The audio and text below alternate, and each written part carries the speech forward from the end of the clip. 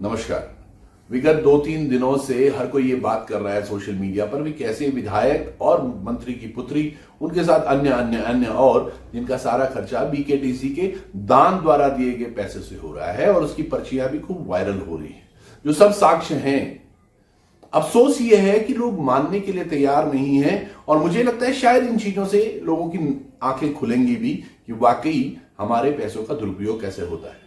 प्रश्न तो वो भी होना चाहिए था जब बीकेटीसी ने करोड़ों रुपए दान कर दिए मुख्यमंत्री राहत कोष में, वो पैसा कहां गया?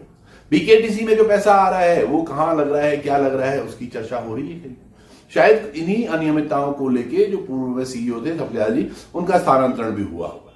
पर समझिएगा बीकेटीसी में इससे पहले जो सोना लगा था उसकी भी चर्चा नहीं हो रही, ना जांच में कुछ विषय सामने आया। वहां एक क्यूआर कोड लगा था, वो क्यूआर कोड भी कहां था, किसका था, उसका कुछ पता नहीं चला, ना उसकी जांच का कुछ पता चला। अभी कुछ दिन पूर्व जब मैं केदारनाथ जी में था तो वहां पर एक सुनने में आया कि वहां एक अंदर दान पेटी लगी हुई है जिसको पता ही नहीं कि किसकी है।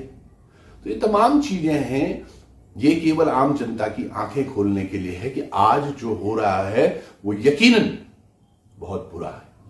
आज हमारे युवाओं को, हमारे लोगों को रोजगार के नाम पर एक टेंट मात्र लगाने नहीं दिया जा रहा और ये कितना कुछ कर रहे हैं ये सबके सामने है।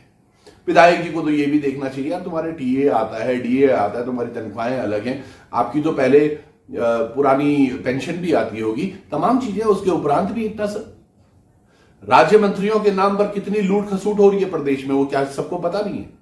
इन सब का एक ही व्यवस्था में, इनकी व्यवस्था पर अगर अंकुश लगाना है तो यकीनन इनको जनता को जवाब देना होगा 2027 में। इनको जवाब देना होगा इस तरह से, जो ये अधिकारी हैं, ये तमाम लोग जो अपनी मनमानी कर रहे हैं और केवल कुछ नेताओं को फायदा देने का प्रयास कर रहे हैं, इन पर लगाम लगाने के लिए जेल एकमात्र ऑप्शन है।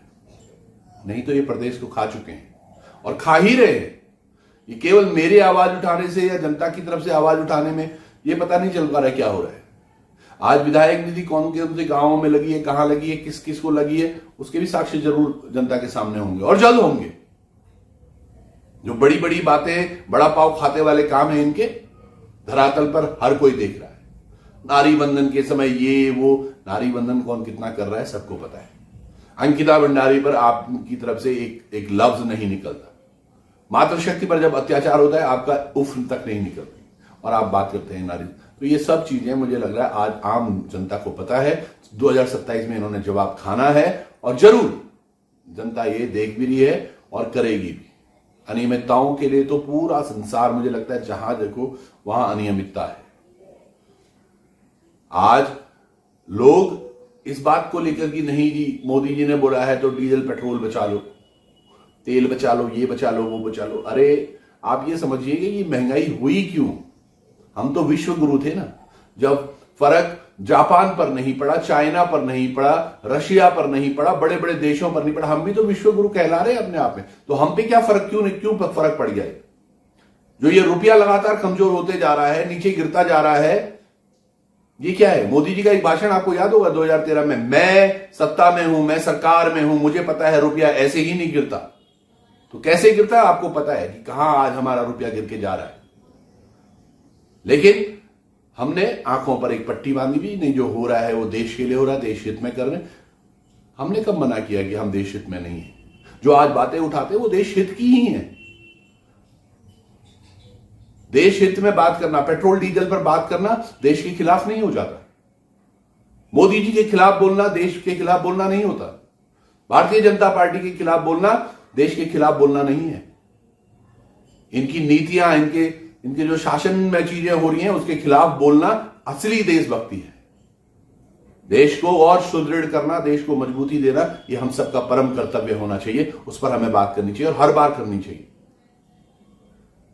ये जो छोटी छोटी सी चीजें कर रहे हैं ना, ये लूट खसूट तो ये सामने आई है। कितना कुछ इन्होंने कर दिया होगा। सोचो ना, वो सोना कहां है, वो क्यूआर कोड कहां है, उनके पैसों का क्या हुआ? जो इतना कंस्ट्रक्शन हो रहा है केदारनाथ में, जो ये तमाम चीजें हो रही है, इनका पैसा कहां जा रहा होगा? कई सारी चीजें मैंने एक आरटीआई के माध्यम से भी निकाली थी कि एक बाथरूम वो बार बार बनते जा रहे हैं। इन सब के साक्ष्य जल्दी ही आपके सामने रखूंगा।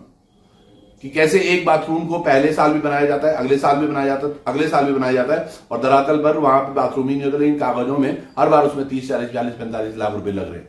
सफाई के नाम पर कितना घोटाला हो रहा है। विद्युत विभाग, यूपीसीएल, अनिल यादव के द्वारा किए गए कुकर्मों की भी पूरी एक लंबी लिस्ट है।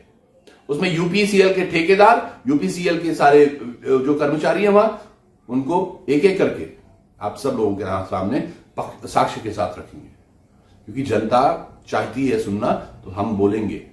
लेकिन ये जो आपको समझ में आया 30,000, 40,000 रुपए एक को खर्चा कर दिया 40, ये तो मूंगफली है, मूंगफली।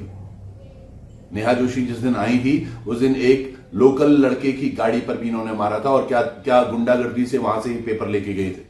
कुंड में जाकर हमने गाड़ी रुकवाई थी, उसके बाद ये वहां से निकले और फिर उन्होंने बाद में पेपर भेजे, जब उनको पता था कि ये बात त्रिभुवन चौहान को पता चली। तो वो गाड़ी जो जहां से आई थी रेंटल, वो भी कहां से आई थी हमें वो भी पता है। पर हम चीजों पर अधिकांश बोलते नहीं, क्योंकि आपके जो घोटाले हैं ना वो मोटे हैं। ये 2, 4, 10, 20, 50 हजार, ये तो पता भी नहीं चलता होगा आपको कि हर दिन कितना कर रहे हो और क्यों जनता को लूट रहे हो। भैया सुधर जाओ, नहीं तो जनता सुधारेगी 2027 में, और यकीनन क्या कुछ होने वाला है जनता के ऊपर जरूर है। तो समझिए, जो हमारे हक हकूक हमसे छीन रहे हैं, जो हमारे टैक्स के पैसों का अपने ऊपर वहन कर रहे हैं, उनको क्या जवाब देना चाहिए।